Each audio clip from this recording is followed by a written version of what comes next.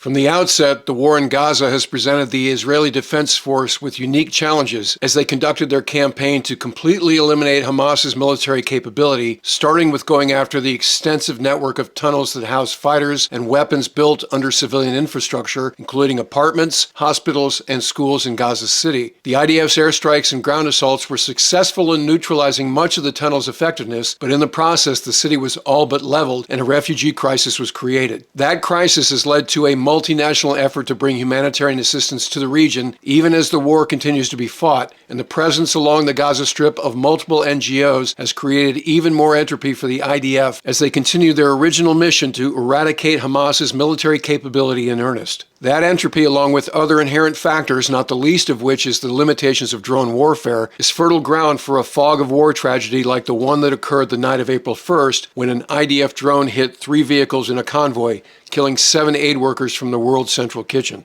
It's important to note from the outset here that the attack occurred in spite of the fact that WCK workers were riding in clearly marked vehicles that were part of an IDF-approved aid convoy following an IDF-approved route through Gaza. However, according to Israeli officials, the drone operator and his commanding officers were unaware that the cars were part of the approved humanitarian convoy, and when asked how that communications failure happened, IDF spokesman General Harivan just replied, "No excuses." So following massive international condemnation, the Israeli Defense Force hurriedly executed a preliminary investigation, and the associated public report was just released. Let's break it down. The World Central Kitchen's 7 aid workers were there to help deliver more than 100 tons of food aid. Their trucks left around 9 p.m. local time and headed south for the group's warehouse. Along the coastal road in the Gaza Strip, the trucks met with cars that joined their convoy. According to the IDF, there were 7 what they call action points in the incident. The drone unit said it saw a Hamas terrorist climb onto one of the trucks and fire into the air at action point 2. Let's also call this fog of war point 1. The IDF said the tactic of firing into the air is frequent and is used by Hamas to send signals to other Hamas fighters in the area regarding his position. At action point 3, the convoy split up with a single vehicle heading north and the rest of the convoy moving south to action point 4.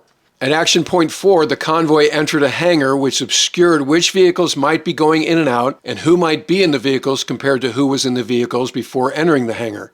After the convoy arrived at the warehouse, Israeli drone footage captured what officials said were believed to be more gunmen at the scene. Let's call this fog of war point 2. Now the drone operator and everyone else in his comm chain believe that what they're seeing is Hamas militants attempting to seize humanitarian aid, something the IDF claims they've seen previously.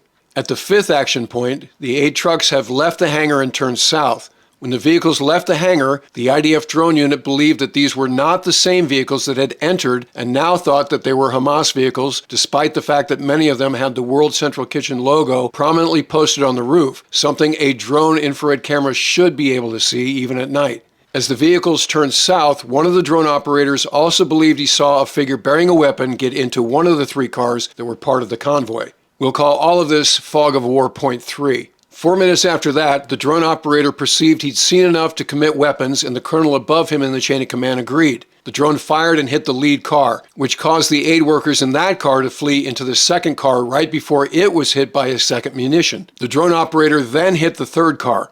Ultimately, all 7 of the occupants in the line of cars were killed.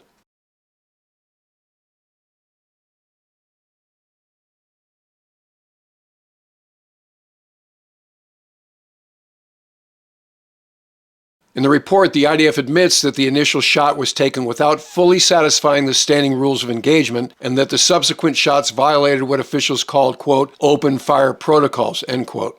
Those officials would not, however, detail what either the ROE or protocols specifically outlined because they're classified. Overall, the investigation determined that a colonel had authorized the drone attack on the convoy based on one major's observation from grainy drone camera video that someone in the convoy was armed. The IDF said the colonel and the major were both dismissed, while 3 other officers were reprimanded. It said the results of its investigation were turned over to the military's advocate general, who will decide whether the officers or anyone else involved in the killing should receive further punishment or be prosecuted.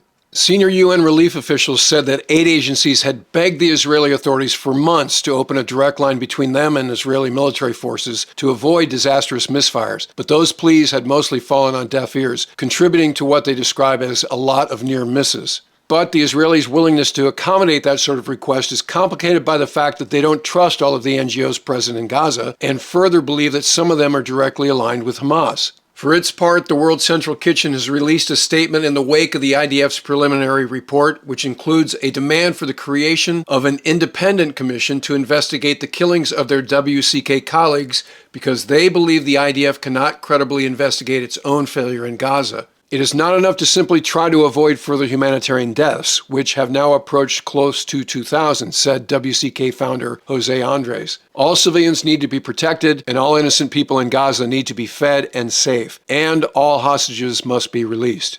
As a result of this tragedy, President Biden had a phone call with Prime Minister Netanyahu on Thursday of this week. President Biden described the attack on the aid convoy and the overall humanitarian situation in Gaza as, quote-unquote, unacceptable, and threatened to condition further support for Israel on how it addresses his concerns about civilian casualties and the humanitarian crisis in Gaza. As a result of that threat to pull aid, overnight Israel opened up another corridor into northern Gaza using a port in southern Israel as the supply hub for that aid. As we have since the initial Hamas terror attack on southern Israel that kicked off this phase of the Israel-Palestinian conflict, we will keep our eye on the situation and provide updates as the information becomes available. So if you're not already a subscriber, become one so you don't miss anything going forward. And in the meantime, I look forward to talking to you again very soon.